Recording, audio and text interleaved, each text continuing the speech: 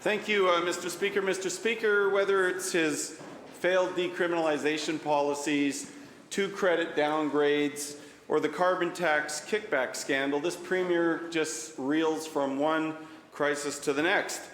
Instead of defending local manufacturers like Edison Motors, the Premier tried to block an investigation into the scandal of NDP-appointed consultants charging a 20% carbon tax kickback for giving away government money. Now, we've received a letter from the Auditor General stating that they have yet to receive the explosive new information that prompted the Premier to flip-flop over to damage control. As the Premier would well know, the Auditor General is entitled to complete and unrestricted access to all NDP files immediately. So my question to the Premier, why would the Premier be sneaky about this and not disclose all the information to the Auditor General, and will he publicly release both the damning new evidence and the full MNP contract immediately?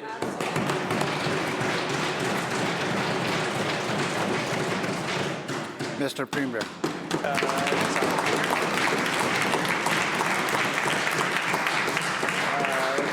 The members of this place all voted together on Monday to send this matter to the Auditor General to get the answers that the public of British Columbia deserves and to address the issues that have been raised by Edison.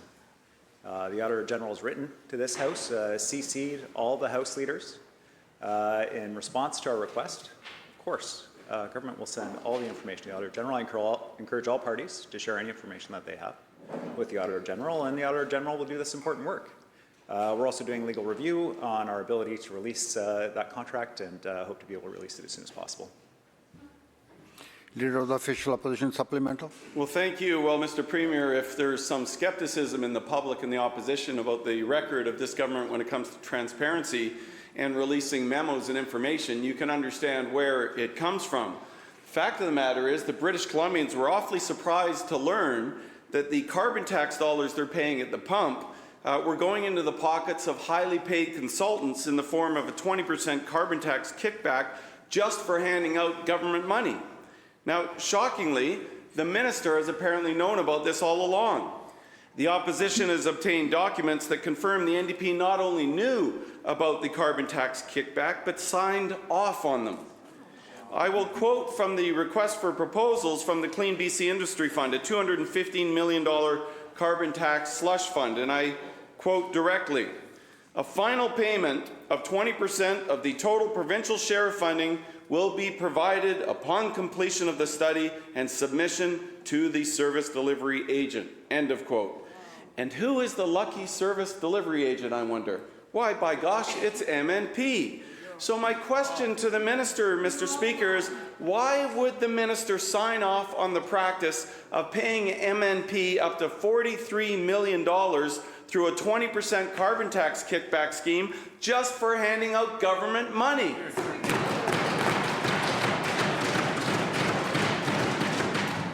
Mr. Premier. Thank you, Honourable Speaker. When the members sat on this side of the House, they used MNP to administer programs. The Auditor General himself uses MNP to administer programs. And the members, not correct. Our grants are very clear that you cannot use grant money for consultant fees. And this is one of the matters that the Auditor General will look at. And we look forward to him reporting to the legislature as soon as possible. Abbotsford West. Thanks, Honourable Chair. The facts are beginning to emerge, and it's hardly the result of the government being particularly forthcoming. I need to remind the Premier, Honourable Speaker, that it was only last week when he and his government did everything possible to avoid and prevent this matter from being reviewed by the Auditor General. What we know thus far is that the Clean Energy BC Fund has handed out about $215 million. Over the course of the last 3 years, taxpayer payments to MNP have increased dramatically, and over that 3-year period are the equivalent of $72 million. $72 million, Mr. Speaker. These are allegations around a breach of the public trust. And the facts that we know thus far take the matter directly into the Minister's office. Yesterday, I asked the Attorney General about the Office of a Special Prosecutor created specifically to address circumstances like this. Her refusal to answer the question yesterday raises serious questions about what actually is taking place. So I'm going to ask her again, given these circumstances, given the allegations of a breach of the public trust, given the investigations that we already know are taking place, can she confirm that a special prosecutor has been appointed to examine this matter? And if not, why not? Minister of Energy and Mines. Thank you so much, Honourable Speaker. And thank you to the member for the question. And again, I remind the House that all funding programs must be fair to applicants. We know this. And we know, too, that the public trust is paramount, that the responsible management of public funds is paramount. Mr. Speaker, we received concerns through my office about 2 specific programs. And all along, we've taken action with the information that we've had at hand. So, Mr. Speaker, when we receive new information that raised serious questions, further questions, the appropriate thing to do, the right thing to do, is to refer it to the Auditor General. And that's where it is because, Mr. Speaker, that's the appropriate place, a neutral, independent, fair body to examine these issues, to provide a report back to British Columbians so we can all get to the bottom of this, Mr. Speaker.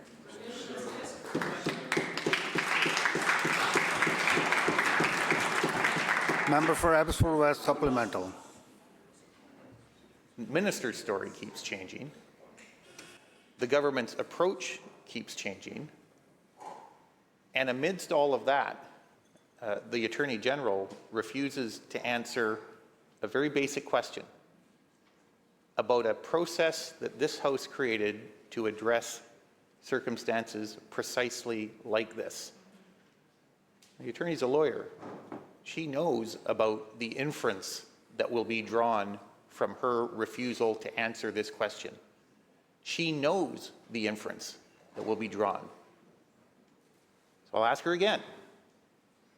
She's a chief legal officer to this government and in British Columbia in circumstances where allegations of the breach of the public trust are being made. They haven't been proven, but they are being made. And those allegations go to the doorstep of one of her colleagues, the Minister for Energy. Has a special prosecutor been appointed? If not, why not? Of Energy and Mines. Thank you, Mr. Speaker. Once again, late last night, this House received a letter from the Auditor General initiating the review process, a process that needs to have the respect and the integrity to follow through so that British Columbians can get answers for the questions that we all have. Mr. Speaker, that's the right place to do this review of these 2 programs. I know that people want information. I know people want answers. We need to let the Auditor General undertake that process. Members. Mr. Speaker, the Auditor General, it is his purview to expand the scope of the review as he sees fit. But, Mr. Speaker, we need to let him do that work. We are providing all the information to him. I'm sure that all members of this House who have information will also do the same because we respect the role. Member. Minister will Mr. continue. Speaker, because we respect the role of an independent, fair and neutral Auditor General, and that's the process we'll follow. Thank you.